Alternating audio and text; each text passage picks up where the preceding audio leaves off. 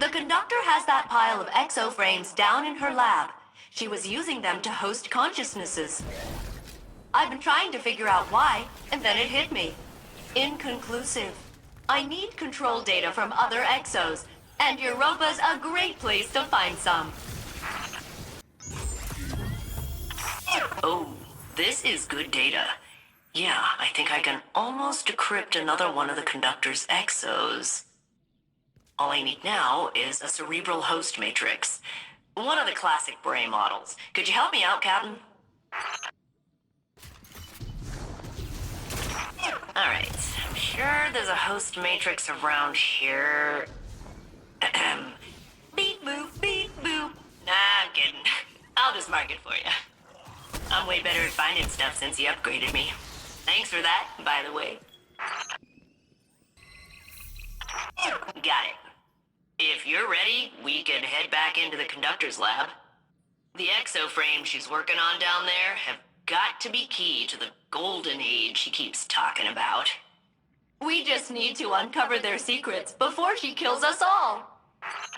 We must gain access to Sunderesh's facility once again. With the data Failsafe has collected, we can better determine Sunderesh's use of the exo-consciousnesses within the VexNet. The conductor seeks to assimilate all of Sol under her command. She desires a golden age. But what does she really mean? With her methods, I do not assume benevolence. All I know is that it would undo everything we have accomplished since the collapse. We cannot allow this. Empress Kaido believes that the Shadow Legion here are commanded by the defector scion, Yurix. It would explain their interest in Maya's research, and the Echo. It wouldn't just be access to the Vex simulation network. It would give Yurix command over an entire Vex collective. You can see the danger in that.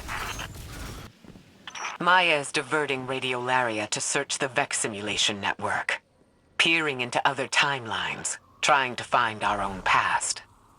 And to that end, raising an army of her own collective to subsume Sol. She can use her Echo to control Vex, but these are under her command completely. She's converting them to serve her. Do they even know what they're doing? Sunderesh's use of Chioma prefigures a dangerous compromise. We knew that she was capable of stepping beyond the bounds of ethics in her experimentation, but now we know the extent. The threat is serious and imminent. Fidelity test.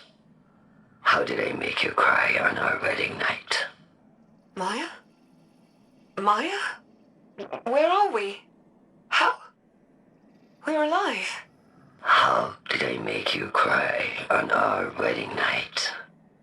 You didn't. I made you cry. Because I called you Sunrise, Suryo Day. Because your mother called you that. Because it reminded you she was gone. That she missed the happiest day of your life. And I touched your cheek. And I told you there's always another sunrise. Even after we see it set. Degaussing exomind. Sentimentality is higher than expected variance. Sunderesh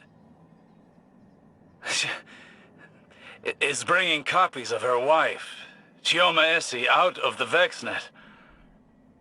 Finding them, interrogating them, and discarding them. For her golden age? No. No, perhaps what would be her own personal golden age. The wife she remembers. The one from her own simulation. And Maya will destroy Sol to find her. Sunderesh has recreated her caretaker. We face the same threat as before, and I do not believe it will be the last.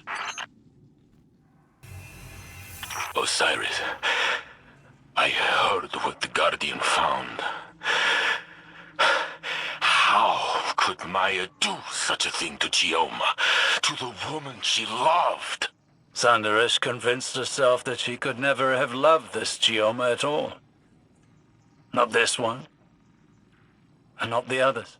But this Chioma loved Maya. We heard it. I am sorry for doubting, for believing the conductor for even one moment.